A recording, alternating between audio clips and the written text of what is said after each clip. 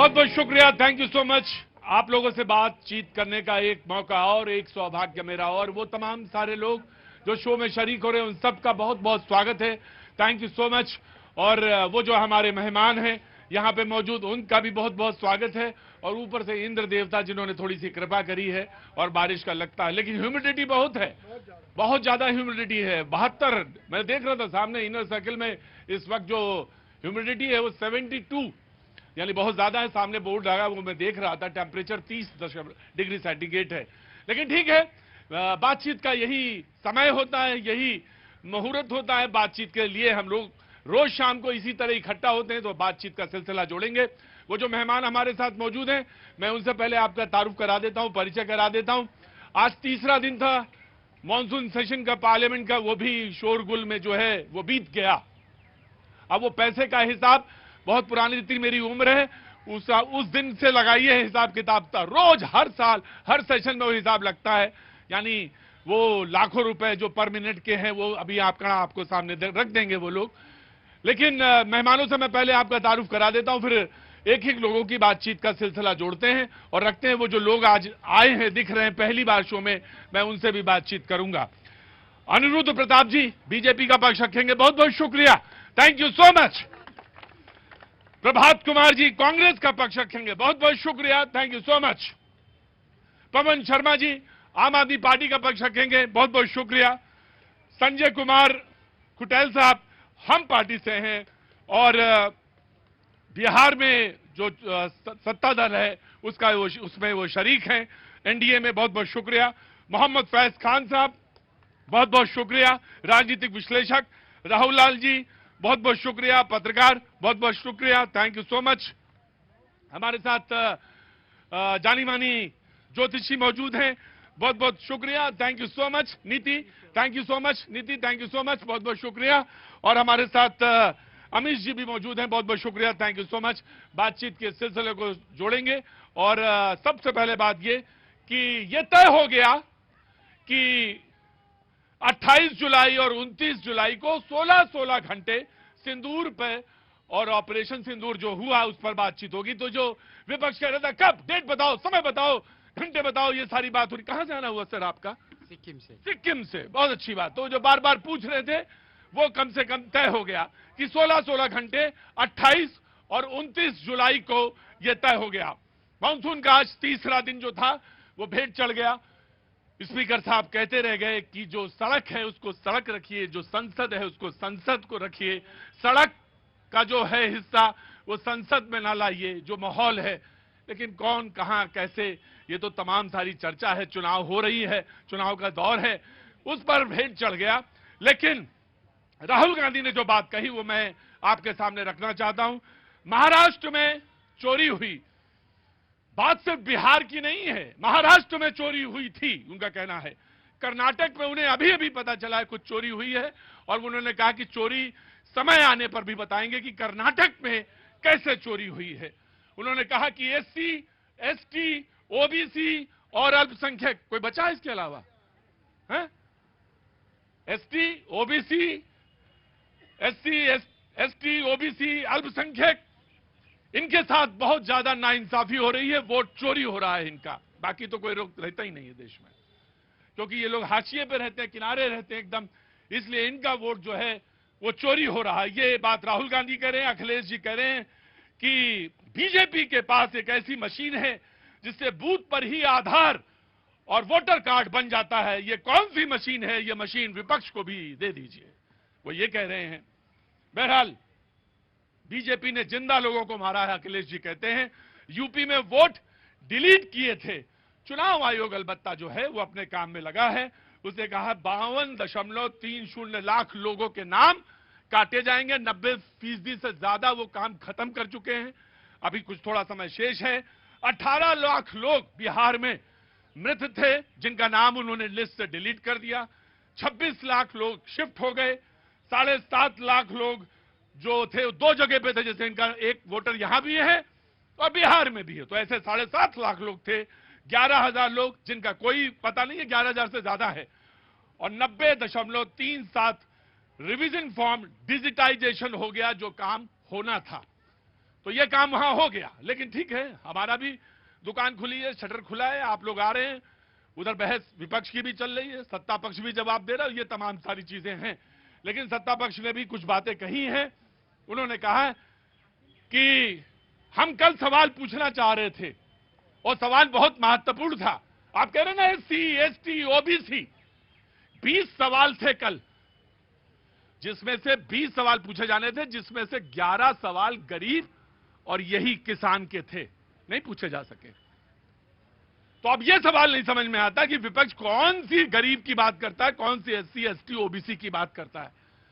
20 सवालों में 11 सवाल जो थे इन्हीं के लोगों के थे, किसान के थे। तो फिर कौन सी बात थी? सबसे पहले कांग्रेस, डिबेट स्टार्ट, बाकी एक एक करके लोग आएंगे। जी, आपने एक बात कही अपने शुरुआती संबोधन में कि विपक्ष मांगता है कि सिंदूर पर चर्चा होनी चाहिए सदन में। नहीं प्रतीक भाई, मैं आपकी बात से सहमत नहीं। हमने ये नहीं कहा, हमने कहा कि सिंदूर पर चर्चा जरूर होनी चाहिए। हाँ। जी, विपक्ष नहीं, पूरा देश जानना चाहता है। बिल्कुल, ये देश का प्रश्न है, ना कि सिर्फ विपक्ष का प्रश्न है। आप तो डेट पूछ रहे थे ना? नहीं, बिल्कुल पूछेंगे ना।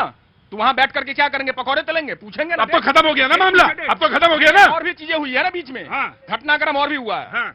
उस घटनाक्रम पर बाद में आएंगे। अभी आपने बिहार की चर्चा करी और बिहार में जो विशेष गहन पुनरीक्षण का कार्यक्रम चल रहा है, गहन विशेष पुनरीक्षण, विशेष गहन पुनरीक्षण, हाँ। कमाल स्थिति है। कमाल इतने स्थिति है। भारी भरकम शब्द तो डाल दिए, हाँ। लेकिन अरे आप तो SIR समझो, SIR समझे बोल दो। अरे रुकिए प्रभु, हाँ। शब्द तो इतने भारी भरकम है, लेकिन काम इतना हल्केपन में किया जा रहा है बिहार के अंदर। और मुझे पता है इसका हस्र भी जो आसाम की NRC थी वैसा ही होना है। अब इनसे ये पूछ लो पहले, NRC में कितने लोग बाहर चले गए इस देश से? ये डराते हैं, काम नहीं है कुछ, कह रहे हैं कि कितना हल्का काम। अरे भारी आदमी होगा तो भारी दिखेगा, हल्का होगा तो हल्का दिखेगा।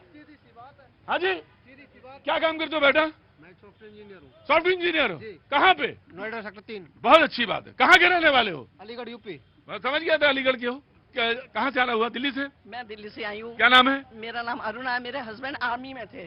आर्मी में थे, रिटायर हो गए। तो ऑपरेशन सिंदूर 16 घंटे बैठक, 16 घंटे बहस होगी, आप देखिएगा जरूर। बिल्कुल बिल्कुल जरूर। मैं आप लोगों के साथ सहमत हूँ जो इन लोगों ने किया है। मैं फौजी की बीबी होके बोलती हूँ कि उन लोगों ने गलत काम किया है फौजियों के साथ, जो बेगुनाह मारे गए हैं, जो तो इनकी गलती है उसमें, पाकिस्तान की। बिल्कुल पाकिस्तान की। मैं अपने भारत के साथ हूँ, पाकिस्तान की गलती है, इनको सजा कम जरूर। ये सारे सवाल प्रश्न आएंगे जब बहस होगी। जी, कांग्रेस। अब दूसरी बात पे आता हूं। अभी आपने कहा 3 दिनों में मैं पैसों पे नहीं जाऊंगा। मुझे याद आता है माननीय स्वर्गीय सुषमा स्वराज जी का वो संबोधन जिसमें वो कहती थी कि सदन चलाना सत्ता पक्ष का कार्य है। यही बात स्वर्गीय अरुण जेटली साहब भी कहते थे। तो हमारे आदर्श ये हो गए, दोनों लोग कांग्रेस पार्टी के नेहरू जी नहीं रहे, लाल बहादुर शास्त्री नहीं रहे, अब ये सुषमा स्वराज और अरुण जेटली हो गए तुम्हारे आदर्श, है ना? सवाल भाजपा का और मीडिया का दोहरेपन का है। गजब। वहां पर तो आप उनके पीछे खड़े थे पर्दा लेकर के कि ढको, और आज अगर हम पूछ रहे हैं, ना पूछे सरकार से कि हमारी जो सेना पाकिस्तान को घुटनों पर बिठा रखी थी, एक ट्रंप, मैं बोलता हूं बार बार इस बात को, वो 24 बार आकर के बोल चुका है कि हमने ट्रेड का टेरर दिखाया और सरेंडर करवाया। ये बात ट्रंप जब बोलता है तो 140 करोड़ लोगों के सीने पर सांप लौटता है, और देश के प्रधानमंत्री एक शब्द बोलने को राजी नहीं है। अरे बोल दीजिए ना कि ये पागल हो चुका है, ट्रंप पागल हो चुका है। हम इसकी बातों से सहमत नहीं है। नहीं, मैं बिल्कुल नहीं कह रहा हूं, आपकी बात से सहमत। जब मैं कह रहा हूं तो सुषमा स्वराज, अरुण जेटली की फोटो आप लोगों ने लगा रखी है अंदर कार्यालय में, दिखाते नहीं है आप, और मुझे मालूम है आदर्श हैं आपके। लेकिन मैं आपसे यह जानना चाहता हूं, मैं आपसे सवाल पलट के पूछना चाहता हूं कि अगर ये लोग अच्छे नहीं है, बीजेपी है, मौजूदा सरकार अच्छी नहीं है और आप बहुत अच्छे हैं, तो आपने कौन सी लकीर खींच दी? उदाहरण तो आप वही दे रहे हैं बीजेपी वालों के, उदाहरण तो आपने बीजेपी वालों के दिए। आपने तो नेहरू का नाम नहीं लिया, आपने तो गांधी का नाम नहीं लिया, आपने तो लाल बहादुर शास्त्री का नाम नहीं लिया, और बगल में आम आदमी पार्टी वाले खड़े, उनका भी नाम नहीं लिया आपने। चेहरा अगर आपका दिखाना है तो साहब तस्वीर आप ही की दिखाएंगे। ये वो लोग हैं जो एक ऐसा इन्होंने आईना बनाया है, एक ऐसा आईना बनाया है जिसमें जो चाहते हैं वो तस्वीर देख लेते हैं। आदमी अपनी देखोगे तो अपना ही दिखेगा, अपने ही दिखेगा। आपके चेहरे को दिखाने के लिए आपकी तस्वीर ही दिखानी पड़ेगी। बहुत अच्छी बात। बोलना पड़ेगा। आडवाणी जी ने जो इलेक्शन कमीशन के बारे में कहा और ईवीएम के बारे में कहा, वो भी बोलना पड़ेगा फिर। राइट। पहले आपको ईवीएम पे शक था, अब आपको वोटर पे शक हो गया। अब वोटर लिस्ट पे शक हो गया। अब आपको वोटर लिस्ट पे शक हो गया। जी, मैं बीजेपी को लेकिन I will come you too. हाँ, देखिए, अरुण जेटली जी ने तो एक किसी बड़े नेता के बारे में बड़ा अच्छा कमेंट किया था कि विजडम नॉट हेरिटेबल, मतलब वंशवाद से बुद्धि नहीं आती है। समझने वाले समझ जाएं, अगर मान रहे जरा फिर से बोलिए। विजडम नॉट हेरिटेबल, अंग्रेजी बहुत कम समझते हैं हमारे शो में लोग। वंशवाद से बुद्धि नहीं आती है, मतलब वंशवादी व्यक्ति से ऐसा नहीं कि वंशवाद से बुद्धि आ जाएगी। और किसके बारे में कहा था ये शायद समझने वाले समझ गए होंगे। दूसरी चीज, आपने सड़क का नाम लिया, इसलिए मुझे लगता है कि 10 सेकंड उसमें कोट करना बड़ा जरूरी है।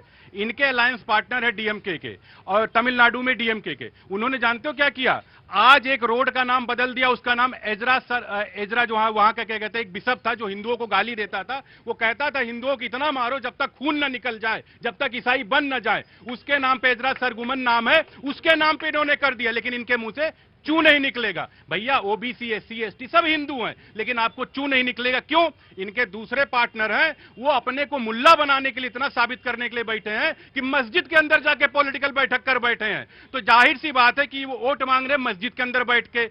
इसका मतलब यह है कि आप कितना एससी एसटी ओबीसी की बात कर रहे हैं, और जाहिर सी बात ये कह रहे हैं कि एसआईआर, अरे 16 बार एसआईआर हुआ 1952 से लेकर 2003 तक, तब कहां गए थे? और उसके बाद वोटर कहां चले गए? डिलीट। तेलंगाना में चुनाव होता 22 लाख वोटर डिलीट हो गए, तब कहां गए वोटर आपके? तब तो आप चुप हो, क्योंकि आपकी सरकार जब बनती तो आप चुप हो जाते। इसका मतलब आप चुनाव हर जगह हार रहे हैं। राइट। मैं आपको दूंगा, बिल्कुल दूंगा। भाई अनिरुद्ध भाई ने वंशवाद की बात कही, कहा लोग समझ गए होंगे। वंशवाद की बात नहीं कि अरुण जेटली का जी का कोड बताया। अरे वंशवाद की बात करें, चलो। जो वंशवाद से आते हैं निकम्मे होते हैं। हाँ। एक नाम मैं लूंगा, हेलो, जय शाह। हाँ, वो कौन से वाद से आया था अनिरुद्ध भाई? देखो ये क्योंकि डिबेट का हिस्सा नहीं है, लेकिन इन्होंने जोड़ दिया तो मैं बता देता हूं। एक होता है वंशवाद और एक होता है कि भाई हाँ ठीक है, पुत्र है मेरा। यानी फर्क है कि यहां पर एक बर्तन मांजने वाली या घरों में काम करने वाली मां का बेटा प्रधानमंत्री बन सकता है। अगर तुम्हारे यहां, अगर तुम्हें ओबीसी, तुम्हें एससी, हाँ अब लग गई होगी, अब समझ में आ गई होगी तुम्हारे पास। बिल्कुल आ गई होगी समझ मुझे। में। इन्होंने अभी कहा आदिवासी दलित भी हिंदू हैं। उस बात पे तो तुम पलट गए। नहीं, सीधी में नाम बदल दिया उन्होंने, तब आप बोल नहीं पा रहे हैं। जो हिंदुओं को गाली देता है रोड बद का नाम बदलने पे आ जाते हैं प्रभु। नाम बदलने में तो आपका इतिहास हम दिखाएंगे। सीधी में भाजपा का एक दुर्दांत बोलता हूं मैं, वो एक आदिवासी के ऊपर पेशाब कर रहा है।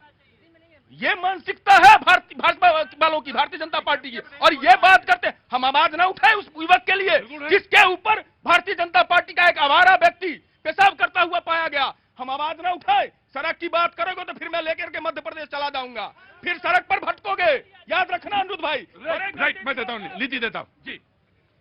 देखिए, दो तरह की विचारधारा है। एक तो कहती है 140 करोड़ देश की जनता, हमेशा वो कौन सी विचारधारा है आप खुद समझना। और एक विचारधारा हमेशा कहती है एससी, एसटी, ओबीसी, अल्पसंख्यक, ब्राह्मण, दलित, मुस्लिम, जाति रटते जिनकी पूंजी केवल पाषंड। मैं क्या जानू जाति है ये मेरे भुजदंड। ऊपर सिर पर कनक छत्र, भीतर काले के काले, शर्माते हैं नहीं जगत में जाति पूछने वाले। हम 140 करोड़ की जनता है, जाति धर्म में बांटना बंद करो। पहली बात तो ये।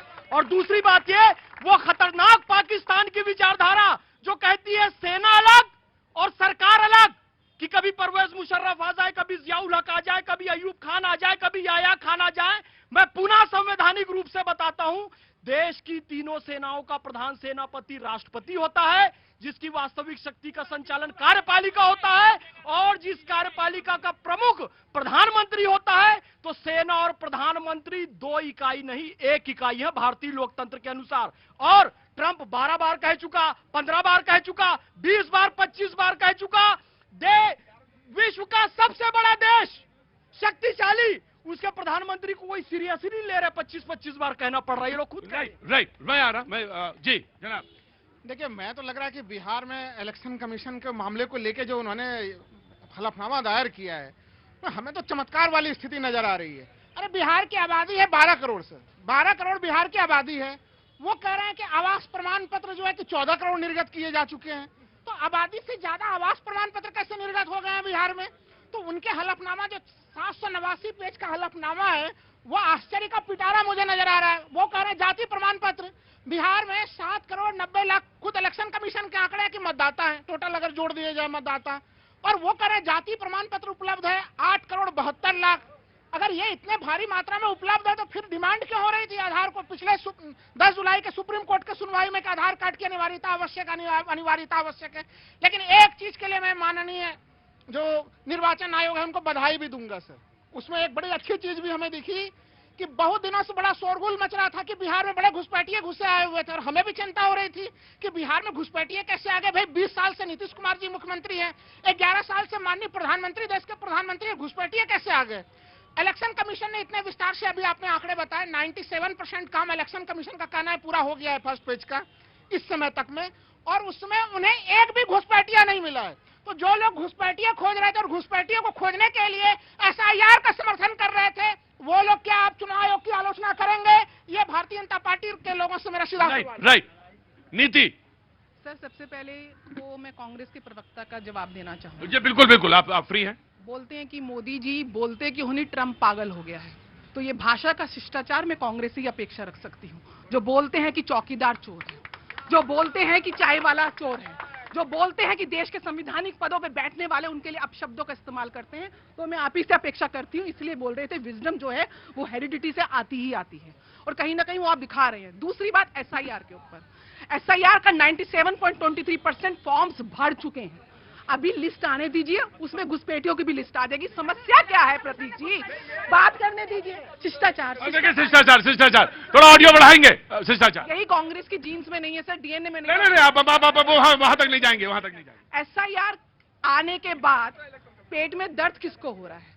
आज इलेक्शन कमीशन जिसको पिंजरे का तोता और संविधान खतरे में बोलते हैं, जब एक संविधान में ये लिखा गया है, जब एक कॉन्स्टिट्यूएंसी के कोई MP का देहांत हो जाता है चुनाव के समय, तो आप उस कॉन्स्टिट्यूएंसी का चुनाव रद्द कर सकते हैं, देश का नहीं। लेकिन जब राजीव गांधी की असैसिनेशन हुई, पूरे देश का चुनाव रद्द कर दिया गया। तब इलेक्शन कमीशन और संविधान कहां था, मैं इनसे पूछना चाहती हूं। और आज इलेक्शन कमीशन आपके देश के अंदर आपके राइट्स को जो लूट रहे हैं, जो घुसपैठिए लूट रहे हैं, अगर उनके आंकड़े के लिए, और ये देश के हर क्षेत्र में होना चाहिए। समस्या ये है कि वो जो घुसपैठियों का वोट बैंक है, जो इनकी सांसें लेती हुई जो राजनीति थोड़ी बहुत बची कुची है, वो भी जा रही है, तो पेट में दर्द हो रहा है। राइट, आम आदमी पार्टी देखिए प्रतीक जी, मुझे लगता है कि SIR इस सदी का सबसे बड़ा वोटर घोटाला है। जिन 52 लाख लोगों का नाम ले रहे हैं, 52 लाख लोग कौन थे जिसको भाजपा कह रही है कि नाम वोटर से काट दिए जाएंगे? इलेक्शन कमीशन से कोई आंसर नहीं आता। आंसर कहां से आता है? भाजपा के लोगों से आता है। यह सबसे बड़ा घोटाला इसलिए भी है, 1 साल पहले लोकसभा का चुनाव हुआ है, उन्हीं लोगों ने भाजपा को वोट देकर लोकसभा में इनकी सरकार बनाई है। तब इनकी सरकार अवैध है कि नहीं, इसका आंसर ये करते हैं। पहली बात। दूसरा, आज 52 लाख लोगों के अगर वोट के अधिकार को छीनना भारतीय जनता पार्टी इस वजह से करना चाहती है कि दिल्ली के अंदर नहीं, मैं तो आपसे एक सवाल पूछना चाह रहा था। आपको घोड़ों की नस्ल का बड़ा अच्छा पहचान है कि कौन सा शादी का घोड़ा है और कौन सा रेस का घोड़ा, ये वही सब नहीं बता सकते। घोड़े के विशेषज्ञ के जो महाभारत में पांडव थे 5, उसमें से एक पांडव जो थे सबसे छोटे वाले, उनको ये इसका बहुत ज्ञान था, अश्व ज्ञान। तो आपने बताया वहां पे गए हैं वो केजरीवाल जी, और उन्होंने बताया है कुछ। मैं जानना चाहता हूं कि आपने कहा कि वहां उन्होंने कहा कि कांग्रेस जो है उसके पास कोई भी रेस का घोड़ा नहीं है, सब शादी के घोड़े हैं। नहीं, मैं उसी पे आ रहा हूं। भाजपा और कांग्रेस मिलकर खेल रही है, गर्लफ्रेंड बॉयफ्रेंड की तरह खेल रहे हैं। संसद के अंदर जो मेन मुद्दे हैं, देश के मुद्दे हैं, SIR पे बात होनी चाहिए, आतंकवाद पे बात होनी चाहिए, देश के मुद्दों पर बात होनी चाहिए, लेकिन ये दोनों मिलकर खेल रहे हैं। जब तक संसद के अंदर बहस नहीं होगी, तब तक सरकार को जवाब। आई एग्री पवन बिल्कुल। हम देश के मुद्दों पर ही बात करेंगे। आपने वहां पे किसानों पर भी बोला है, और ये कैसे किसान विरोधी हो सकते हैं? आपने वहां कहा कि इन्होंने किसानों पे गोली चलवाई और 8 किसान मर गए कांग्रेस के जमाने में, तो ये आपने क्यों कहा? प्रतीक जी, यहाँ तो 800 किसानों की जान चली गई थी दिल्ली की सरहद पे। मैं Congress no no no no no no no no no आप नहीं, मैं आपको बिल्कुल एकदम फैक्ट एंड फिगर के साथ पूछना चाहता हूं। आपने जो कहा, आपने क्यों कहा, मैं ये जानना चाहता हूं आपसे। आपने कहा कि अहमदाबाद जी, आपने बोला कि मध्य गुजरात में आपने कहा कि कांग्रेस ने अपने शासनकाल में गोलियां चलवाई जिसमें 10 किसानों की मृत्यु हो गई। तो ये कैसे हो सकते हैं? ये तो बिल्कुल एकदम, और कौन वाला कौन? अरविंद केजरीवाल। देखिए, गुजरात के अंदर किसान अपने हक की मांग कर रहे हैं, आज भाजपा गोली चला रही है। इतिहास इनका भी अच्छा नहीं है, लेकिन आज हमारी मुद्दा ये है, किसानों की बात तो हो, उनके हक की बात तो हो। बात कर रहे थे एसआईआर की। हरियाणा के अंदर मात्र 2.5 लाख वोटों के अंदर से सरकार चेंज हो गई, सरकार उनके फेवर में आ गई। यहाँ तो 52 लाख का सवाल है। 52 लाख में सोचिए 52 लाख लोग कौन होंगे जिनको भाजपा उनके वोट काटना चाहती है। ये बहुत बड़ा मुद्दा है। मैं आपकी बात से बिल्कुल सहमत हूं। यहाँ पे ये वही बहस है जो कि जहां पे 240 की गिनती कम होती है और 99 की गिनती ज्यादा होती है। किसानों के मुद्दे पे वो चुप हो गए। आप कह रहे किसान कांग्रेस और बीजेपी मिली है। मैं तो आपसे जानना चाह रहा था, इन्होंने गोली चलवाई गुजरात में किसानों पे, अरविंद केजरीवाल बोले 10 किसानों की शहीद हो गए। तो ये कैसा कौन सा मुद्दा है भाई? प्रतीक जी, किसान का हितैषी दोनों पार्टियां नहीं है। हमने हमेशा, हमारी पार्टी ने किसानों का साथ दिया। जब दिल्ली की सरहद पे किसान अपना हक मांगने आए थे, भाजपा ने उनके रास्ते में कांटे बिछा दिए थे। अरविंद केजरीवाल ने जेल नहीं बनने दी उनके लिए। तो ठीक। अब आज के बाद फिर आप इनको ना कुछ कहिए। अभी दोनों की बात कर। नीति जी को क्यों तकलीफ हुई? मैंने ट्रंप को पागल कहा। ट्रंप हिंदुस्तान, कोई तकलीफ नहीं है, लेकिन शिष्टाचार इनको कौन सिखाए? भारत के प्रधानमंत्री विश्व के सबसे बड़े डेमोक्रेसी के प्रधानमंत्री हैं। आज ग्लोबल प्लेटफॉर्म पे जहां जाते हैं, वैदिक मंत्रों से स्वागत होता है। आज भारत की विकास की गाथा पूरे विश्व में पढ़ी जाती है। हम ट्रंप को देखेंगे कि भारत को देखेंगे? और प्रधानमंत्री श्री नरेंद्र मोदी जी ने शालीनता पूर्वक विरोध कर दिया है। ट्रंप ने डिनर पर बुलाया था, लेकिन नहीं गए शालीनता पूर्वक बात करने। अरे शालीनता पूर्वक विरोध कर दिया। भाई इधर आओ, वहां तक कहा चले जाओ? यहाँ ये तुम लोग वहां तक वाशिंगटन तक चले जाओगे? Give me a second please. मैं आपको हमने तो ट्रंप को पागल कहा, पता नहीं मोदी जी के मित्रों के जो हैं उसको कहने में मोदी जी के लोगों को परेशानी क्यों हो जाती है, पहली बात। और शालीनता, भाषा की मर्यादा पे समस्या है। ये वाणी को, ये भाषा को जो विवाद का मुद्दा बनाने वाले हमें भाषा की मर्यादा सिखाने चले हैं। जो शब्दों से पहचान करने वाले हमें भाषा की मर्यादा सिखा रहे हैं। जो व्यक्ति चाइना में बैठ करके ये कहता हो कि भारत में जन्म लेने पर शर्म आती है, वो हमें भाषा। बिल्कुल, इनके उदाहरण जब ये आजकल उदाहरण देते हैं तो बीजेपी के नेताओं का उदाहरण देते हैं।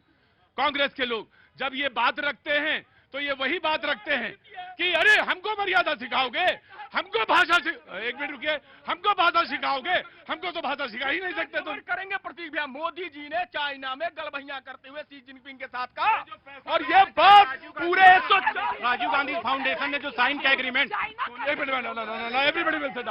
Everybody will sit down. नमस्ते सर, कोर्ट से आ रहे हैं?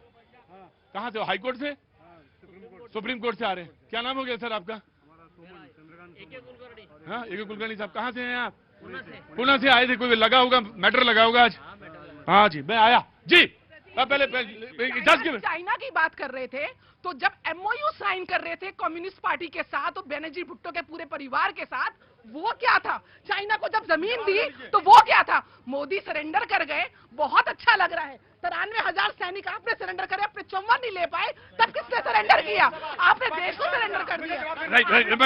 मैं सारी बातें आएंगी नहीं। और दूसरी बात, हमारे पवन भाई ने कहा किसानों को लेकर के, जब 3 काले कृषि कानून आए थे पवन भाई, तब दिल्ली में आपकी सरकार थी, विधानसभा में आपने भी ध्वनिमत से पारित करवा दिया था उस 3 कृषि काले कानून को। और रह गई किसानों की बात, तो भाजपा और एनडीए शासित प्रदेश है बिहार, वहां का एडीजी कहता है कि किसान बिहार के 3-4 महीने खाली होते हैं, इसलिए मर्डर करते फिरते हैं। मतलब किसानों को ओपनली, और वो आज भी बैठा हुआ है पद पे। मैं ना बोलूं, बोलूं कि ना बोलूं? आप तुमको नहीं, मीडिया से बोल के तो तुमको पूरा बोलने का हक है, क्योंकि तुमने किसानों पे गोली चलवाई थी। ये बात आम आदमी पार्टी वाले कह रहे, तो बोलने का हक है, बोलने का हक है तुम्हें, पूरा बोलने का हक है। 700 किसान जो मरे बॉर्डर पर, उसमें जितना पाप का भागीदार भाजपा है, कहीं न कहीं से दिल्ली विधानसभा में ध्वनि मत ये जब ये 700 की मौतें निश्चित तौर से हृदय को दहलाने वाली हैं अगर इनके आंकड़ों को मान ले, और 10 वाली, लेकिन जब ये इलेक्टोरल लिस्ट की बात करते हैं तो वहां पे फिर ये गिनती उलट जाती है मामला, वहां पे नहीं बात करते। फिर उसके बाद अगर ये बात करते हैं कि अरे ये कैसे हो सकता है जी। देखिए, खूनी पंजा जो है उसकी हमेशा आदत रही।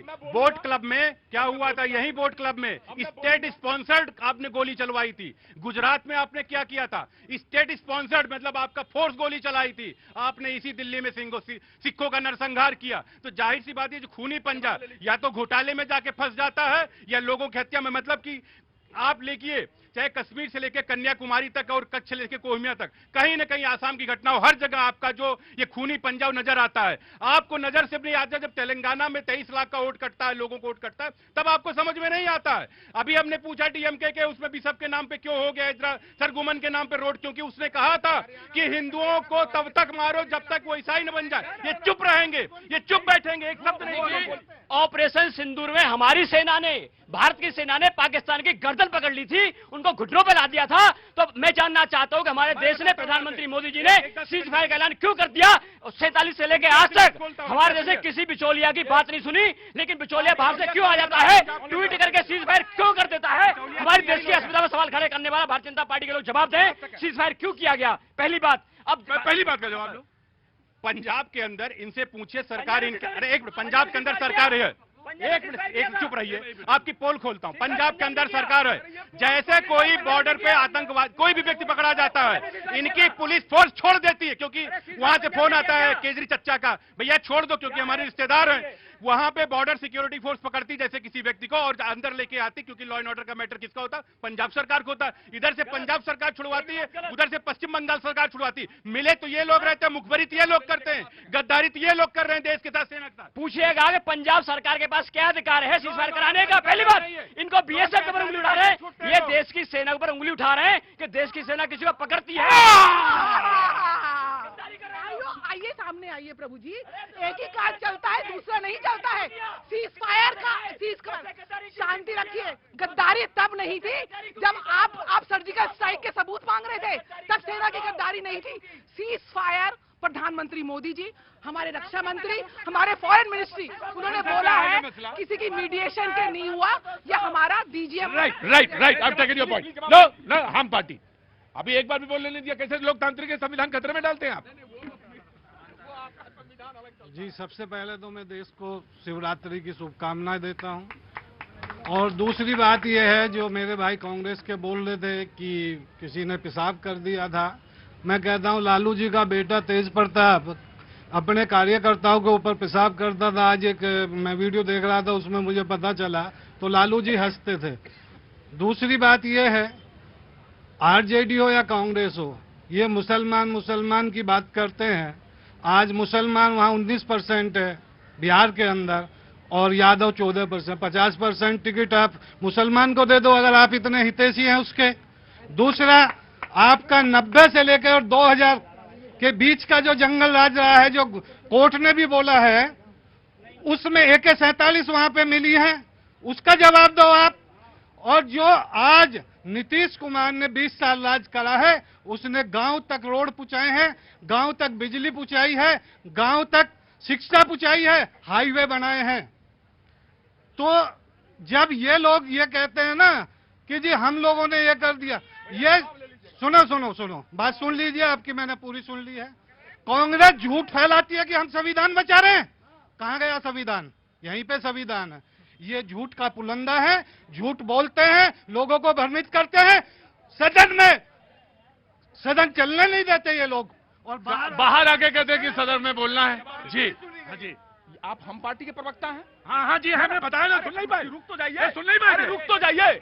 नीतीश जी का तो नाम ले रहे हैं। अरे शांत हो जाइए अनिरुद्ध भाई। नीतीश जी का तो नाम लिया साहब, आप जिनके आपके जो नेता हैं, कम से कम 9 महीना उनका भी कह देते कि उन्होंने भी कुछ मुख्यमंत्री बनते हुए काम किया। इनको तो अपने नेता का काम ही नहीं पता है। जीतन राम मांझी जी का नहीं कहा। और सुनिए, शांत रहिएगा। आपने कहा 50% टिकट देने की बात।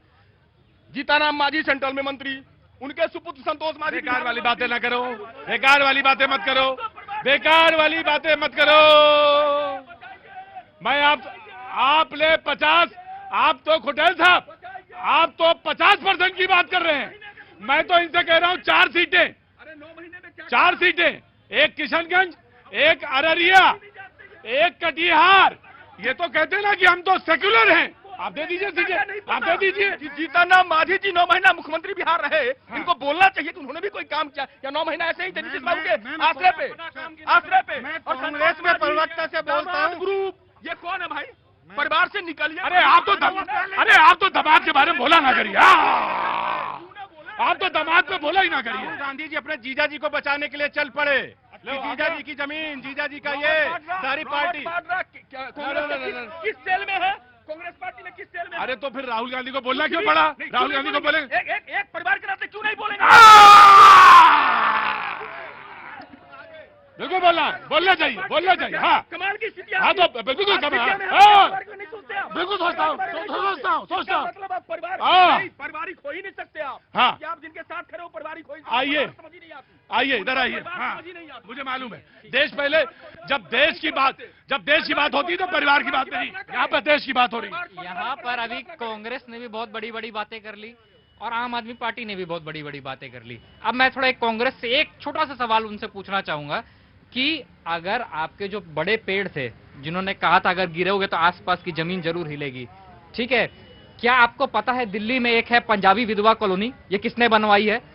पता है किस काल में बनी है? इसका जवाब है आपके पास। दूसरा आम आदमी से मैं पूछता हूं, आम आदमी पार्टी से, 29 मई 2022 सरेआम सिद्धू मूसेवाला का मर्डर हो जाता है, जहां ओरिजिनल जो असॉल्ट राइफल्स है जो कि रशिया में बनती है, वो पंजाब में कैसे आ गई? क्या आपके पास जवाब है? अभी आप लॉ एंड ऑर्डर की बात कर रहे थे, अभी इन्होंने बोला कि सरेंडर किया है। आप सेना पे सवाल उठा रहे हो कि सेना हमारी सरेंडर करती है? 1900 तो कौन रहा पीछे? कौन हुआ? सेना भी पीछे हुई ना, आपके साथ तो सेना पीछे हुई ना। 1962 में आपने गांव दिए। सेना में अराजकता नहीं होती, सेना डिसिप्लिन होती है। सेना लो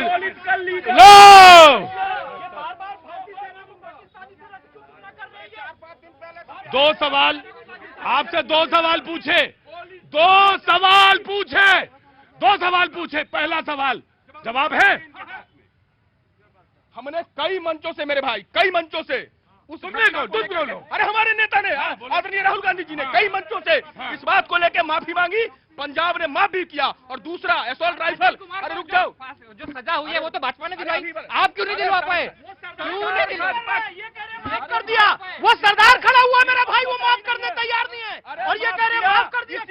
इसीलिए सरकार आई, माफ किया, सरकार आई हमारी पंजाब में, इसलिए सरकार आई।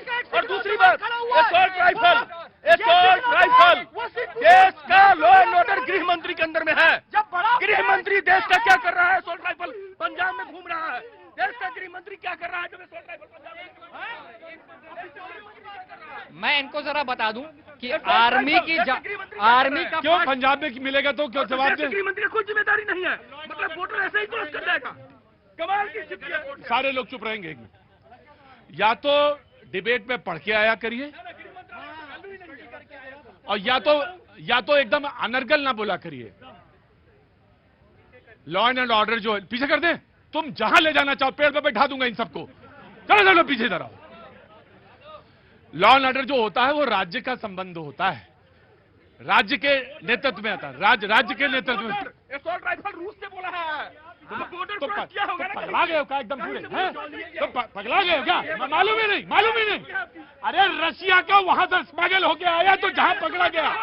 इस देश में सरहद पार करके। इनसे मैं बता देता हूं, पहला पॉइंट ऑफ कांटेक्ट जो आर्मी का होता है, आपको नहीं मालूम कुछ, जाइए। हाँ सर आपने तुम्हारे अंडर में, तुम्हारे अंडर में पॉलिटिशियन, इनका कहना था कि राजनीति जो विश्लेषण हुआ उसके कारण हमारी सेना पीछे बैठ गई। पहला पॉइंट ऑफ कांटेक्ट कौन होता है आर्मी का? वो होता है चीफ मार्शल, चाहे वो एयर चीफ मार्शल हो, चाहे वो नेवी चीफ मार्शल हो, चाहे वो आर्मी चीफ मार्शल हो। उन्होंने नहीं किया, ठीक है। आपके सेक्रेटरी सिंगापुर में क्या बोला?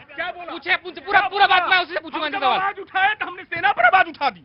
हमने कहा कितने विमान गिरे बताओ। जब वही बात डिफेंस सेक्रेटरी सिंगापुर जाके बोलते हैं, क्या बोला? जब हमने कहा कितने विमान गिरे, ठीक है, तुमने बोला क्या गिरा? जब युद्ध होता है क्या बोला? दोनों तरफ क्या बोला? हाँ गिरा। इन्होंने पगला गए, दिमाग एकदम दिमाग एकदम खो चुके हैं, ये खो चुके हैं, ये खो चुके हैं, इनके पास है ही नहीं। मैं आ रहा हूं। इनसे पूछे क्या नेहरू जी ने कैनेडी के आगे सरेंडर किया था, जो उन्होंने मांगा था कि हमें लड़ने के लिए हवाई जहाज दे दीजिए, पायलट दे दीजिए, हमारे पास कुछ नहीं, चीन जो कब्जा, ये बहस जो है बिल्कुल इंदिरा जी ने सरेंडर किया था निक्सन के आगे, क्या 93,000 सैनिक थे, उन्होंने फोन किया नहीं अभी छोड़ दो, रिलीज कर दो, इतना दम था तो मुजीबुर रहमान को उठा के बैठाते इस्लामाबाद का प्रधानमंत्री, क्यों नहीं छुड़वा पाए? क्या नहीं छुड़वा पाए? तो क्यों नहीं छुड़वा पाए? क्यों नहीं? निक्सन ने सरेंडर किया था क्या? कैनेडी के आगे सरेंडर किया, 93,000। देखिए, मैं गाजीपुर से हूँ और अपना नाम बताइए, परिचय दीजिए, कहाँ से आए बताइए। मैं अहमद शमशाद, मैं वीरों की धरती गाजीपुर से हूँ जी, और वीर अब्दुल हमीद के जिले से हूँ। जय हिंद। स्वतंत्रता सेनानी जम्मा खान परिवार का सदस्य हूँ। जय हिंद। जिस तरीके से यहाँ बहसबाजी जारी है, मुझे ये नहीं समझ में आ रहा कि इसमें किससे बात किया जाए। हम सेना के सौर्य पे कोई सवाल नहीं कर सकते एज ए भारतीय, लेकिन मैं पूछना चाहता हूं कि थोड़ा सा अगर आपके पास भी समय मिल जाए तो कृपया करके ये खड़े हुए मासूम बेरोजगार की भी बात कर लीजिए बस। बाकी तो हम है ही हैं देश के लिए लड़ने के लिए, जब चाहे किडनी निकाल लो, जब चाहे जो मशीन निकालना हो, जिंदा हो ले लो, क्योंकि हम लोग गाजीपुर के हैं, वीरों की धरती से हैं। जब चाहेगा, जहां चाहेगा, हम पाकिस्तान के 1000 टुकड़े करने को तैयार हैं। मैं ये जानना चाहता हूं कि बड़ी अच्छी बात है शमशाद भाई, शमशाद बोला ना आपने नाम, शमशाद भाई बहुत अच्छी बात है, आप वीरों की भूमि से हैं और मैं वीरों के देश से हूं। बहुत बढ़िया। ये देश ही, मुल्क ही वीर है, कोई कायर पैदा ही नहीं होता यहाँ पे। सवाल ये अच्छा है आपका, रोजगार पे प्रश्न होना चाहिए, रोजगारों के मुद्दे पे बात होनी चाहिए, बहस होनी चाहिए। किसान पे चाहे गोली तब चली हो और चाहे अब आपदाएं खड़ी की गई हो, सवाल होना चाहिए, पूछा जाना चाहिए, बिल्कुल पूछा जाना चाहिए। संसद में जब आप कहते हैं ना कि रोजगार के मुद्दे पे बहस करिए, हम लोग तो अनडिसिप्लिन्ड लोग हैं शमशाद भाई, डिसिप्लिन लोग नहीं हैं, क्योंकि हम डरते भी हैं थोड़ा सा, पता नहीं यार इससे पूछें या ना पूछें, ये एंकर डांट देगा तो क्या होगा, मेरी तो इज्जत है, ये पूछना ही ना चाहे। मैं आपसे सवाल पूछता हूं एक शमशाद भाई, ईमानदारी से, क्योंकि आप वीरों की जमीन से आए हैं। संसद क्या काहे के लिए है? संसद सवाल पूछने के लिए है, और जब विपक्ष वहां से वॉकआउट करता है, आपको मालूम नहीं, शोर शराबा करता है, शोर शराबा करता है, आप बिल्कुल आप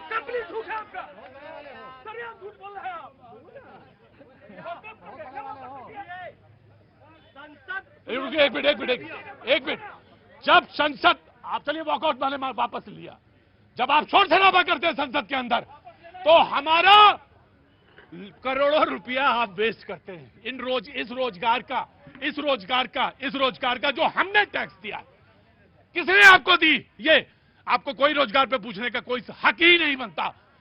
ऐसे जब आप पार्लियामेंट के अंदर जब आप गैर जिम्मेदार हैं, गैर जिम्मेदार। 2014 से 2019 तक राहुल गांधी ने एक क्वेश्चन नहीं पूछा, और 2019 से 2024 के बीच में ये डिफेंस की पार्लियामेंट की स्टैंडिंग कमेटी में थे, सिंगल क्वेश्चन नहीं पूछा देशभक्ति। और मैं पूछ रहा हूं, वीर अब्दुल हमीद के घर कितने लोग गए, लेकिन उसी अतीक अहमद के घर और मुख्तार अंसारी घर ये लोग जाके चरण चुंबन करते थे। पूछिए ना कितने लोग गए वीर अब्दुल हमीद के घर, नहीं जाते थे।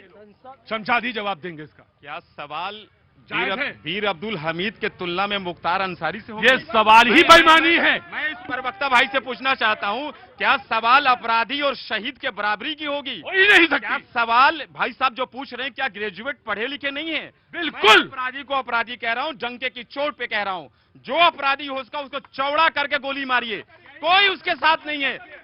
यही ये एक जिम्मेदार नागरिक और एक देशभक्त नागरिक ऐसे ही जवाब देता है, ऐसा ही जवाब। मैं आपका इस्तेमाल करता हूं और भूरी भूरी प्रशंसा करता हूं, लेकिन जो रोजगार पर सवाल पूछा, जमीन के साथ इनसे भी पूछा जाना चाहिए कि मेरा पैसा पार्लियामेंट के अंदर आप वेस्ट करते हैं।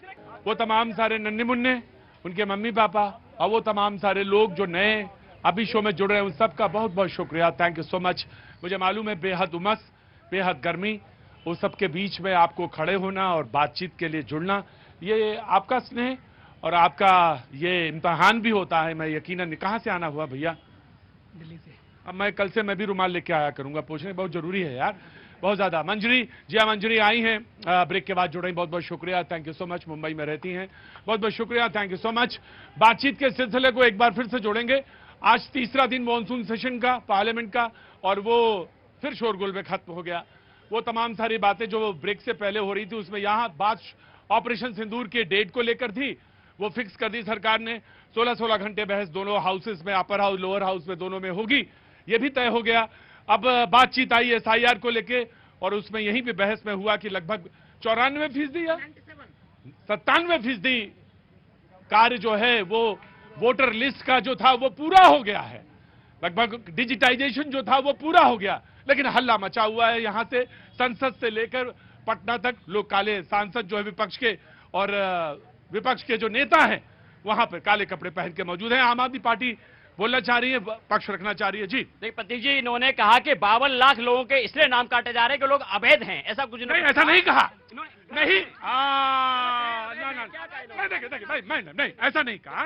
देखिए, वोटर लिस्ट से करीबन 52.3 लाख वोट हटाए जाएंगे। एसआईआर इसलिए 18 लोग अब यहां दुनिया में नहीं, ऊपर चले गए। 26 लाख लोग से अलग अलग जगहों पे शिफ्ट हो गए। 7.5 लोग जो है 2 जगह, जैसे दिल्ली में भी वोटर हैं, वहां भी वोटर हैं, तो ये गलत है। तो एक सुन लीजिए, 11,000 से ज्यादा वोटर ऐसे जिनका कोई पता नहीं है, और अब तक 7.13 करोड़। मेरे पास जो था 90.37 था, इन्होंने कहा 97% काम जो है डिजिटाइजेशन हो गया। ये है कारण समझना जरूरी है। इससे पहले आप ये कहें कि संविधान खतरे में। अब मुझे बताइएगा, ये सारा प्रोसेस आपने बताया 1 साल में सब हो गया, सब लोग बाहर चले गए, सब लोग की हत्या हो गई, मर गए सब लोग, ये कैसी बातें कर रहे हैं भाई? 1 साल पहले लोकसभा का चुनाव हुआ है जिसमें भाजपा को सबसे ज्यादा सीटें मिली हैं, वो लोग कौन थे? अच्छा, मैं आपसे एक सवाल, मैं आपसे पवन मैं यहां हाथ रखो और मैं आपसे पूछूं, अगर कोई गलत काम हो रहा है या गलत काम हो गया है, या गलत से मेरा मतलब है रिवीजन नहीं हुआ है और उसका रिवीजन फिर से होना चाहिए, जरूरी है या नहीं जरूरी, मैं जानना चाहता हूं। नहीं, रिवीजन हो, लेकिन कैसे हो रहा है? इन्होंने कहा 2 फॉर्म मिलेंगे। बहुत सारे सीनियर पत्रकार गए, अपना कैमरा लेके कैमरे में कैद किया, ये लोग किस तरह से काम कर रहे हैं, फर्जीवाड़ा कर रहे हैं, वो हो ही नहीं सकता। आपने भी रिपोर्ट लिखाई, आयोग ने भी एक रिपोर्ट लिखाई, वो फैसला कोर्ट में होगा। मैं आपसे एक सवाल पूछ रहा हूं कि रिवीजन का काम क्या गैर संवैधानिक है या संवैधानिक है? तरीका बताइए ना। आप 4 महीने में, मैंने सवाल पूछा, हर चीज का समय होता है, हर चीज की प्रक्रिया होती है। अगर आप कहें 4 महीने के समय में, बिहार जैसे राज्य में जो इस समय बाढ़ का सीजन है, लोग बाढ़ से अफेक्टेड हैं, बहुत सारे रीजन से, 4 महीने में आप इकट्ठा नहीं कर सकते। तो ये 100% होता है, 97% काम हो गया, तो ये कैसे हुआ भाई? नोटबंदी में उन्होंने कहा था भाई नोटबंदी कर देंगे, कालाधन खत्म। मैं समझ गया, संविधान खतरे में कहो, संविधान खतरे में कह दो, बस काम चल जाएगा। अरे अब मैं दूंगा। जी बीजेपी, देखिए जैसे क्या होता है, पुलिस वाले होते रास्ते में बैरिकेड लगा देते, तो मैंने कई बार पूछा बहुत पहले कि भाई बैरिकेड लगाते हो कैसे फाइंड आउट करते हो? कहा जो चोर होता है अपने आप हड़बड़ा के गिर पड़ता है या भागने लगता है। तो ऐसे चोर की दाढ़ी में तिनका। इन लोगों को दिक्कत यही है कि जहां फाइंड आउट हो रहा है, भाई कोई चोरी कर रहा है तो उसको मतलब जनजात अधिकार, मतलब आज अगर पुलिस पकड़ ली कहते भाई हम पहले चोरी करते थे। अरे भाई क्या बात कर दिए? मैं कह रहा हूं 16 बार एसआईआर हुआ, मैं यहीं पे बार बार बोल के गया हूं। 16 अरे क्या बात कर दी? 16 बार इस देश के अंदर हुआ, 2003 में हुआ, गठर वहां बैठो, उधर चलो। 2003 में हुआ, उसके पहले 1952 से होता आ रहा। मैं यहीं पे कई बार बोला कि कितने तरीके के दो उसके पार्ट होते हैं। प्राइमरी रिवीजन होता है एक्सरसाइज, दूसरा होता है ड्राफ्ट रिवीजन। ये प्राइमरी रिवीजन हो गया, उसके बाद पब्लिश होगा। इनके जैसे भाई लोग आएंगे, वो कहेंगे वो मरा नहीं है, वो ऊपर बैठा हुआ केजरीवाल जी के साथ चाय पी रहा है दिल्ली के अंदर, अभी वोटर बना देते हैं। जो बातें इन्होंने कही, आपने कहा 97% रिवीजन हो गया। रुको भाई रुको, अरे तुम आ गए? हाँ ठीक है, 97% रिवीजन हुआ, लेकिन उसमें डॉक्यूमेंटेशन कितना हुआ ये समझने की आवश्यकता है। डॉक्यूमेंटेशन कितना हुआ? अरे गार्ड, कितने बच्चे? डॉक्यूमेंटेशन कितना हुआ? 97% में डॉक्यूमेंटेशन कितना हुआ? पहली बात। दूसरी बात, इन्होंने एक बात कही, चोर। इन्होंने बिहार की जनता को एक आपने कहा, आपने ही बोला पहले चोर। आप इलेक्शन कमीशन, आपने मतलब आपने नहीं, आपने इलेक्शन कमीशन को बोल रहे हैं, बीजेपी को बोल रहे हैं। ये इलेक्शन कमीशन के प्रवक्ता है। आपने चोर, आपका नाम लिया इन्होंने चोर, आपने आपका नाम लिया इन्होंने चोर, आपका नाम लिया चोर कहा, आपका नाम लिया। एमएस गिल ने क्या किया? चोरी ही किया था। एमएस गिल को कैसे बना दिया इन्होंने मंत्री? हुई सरकार भी चोरी की है।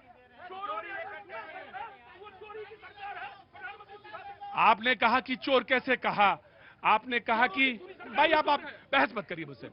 मैं आपसे जब आऊंगा तब आपने कहा चोर मुझे कैसे कह दिया, नाम तो नहीं लिया था लेकिन चोर की दाढ़ी में तिनका।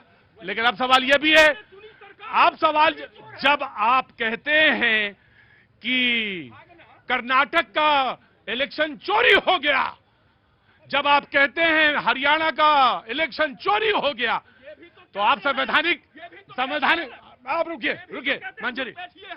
देखिए, जब सारी ही चीजों में डिजिटाइजेशन हो रहा है, हेल्थ में हो रहा है, मॉनिटरी फाइनेंशियल हो रहा है, तो वोटर्स में क्यों नहीं होना चाहिए? नहीं वो तो है ही है, वो तो प्रोसेस में ही है। डिजिटाइजेशन हो रहा है। नहीं वेट।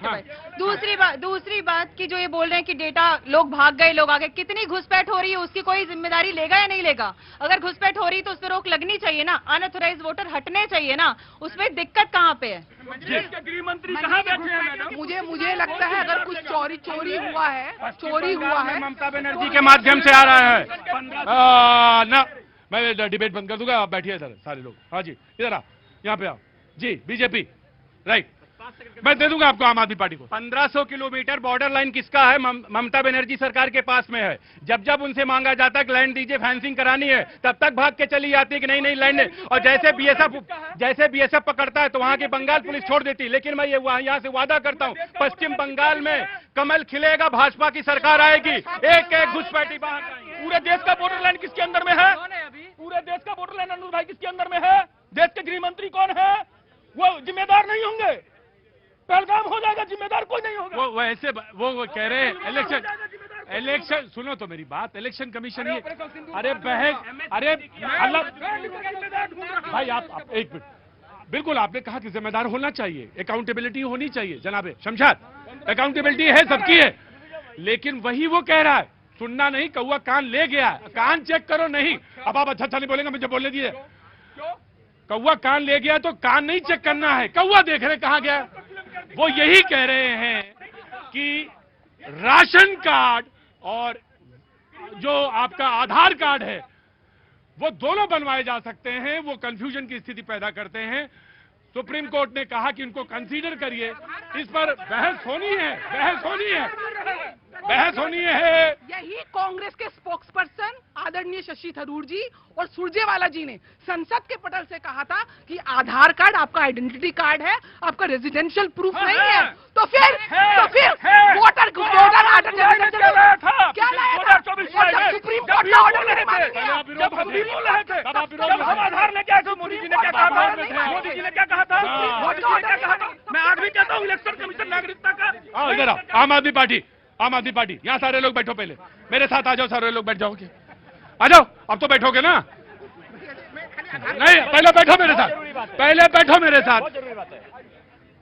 हमें मालूम है डिसिप्लिन कैसे करना है, सबको बोलना है, और मैं बोलने दूं ना तो भी सब आगे बैठ जाते हैं।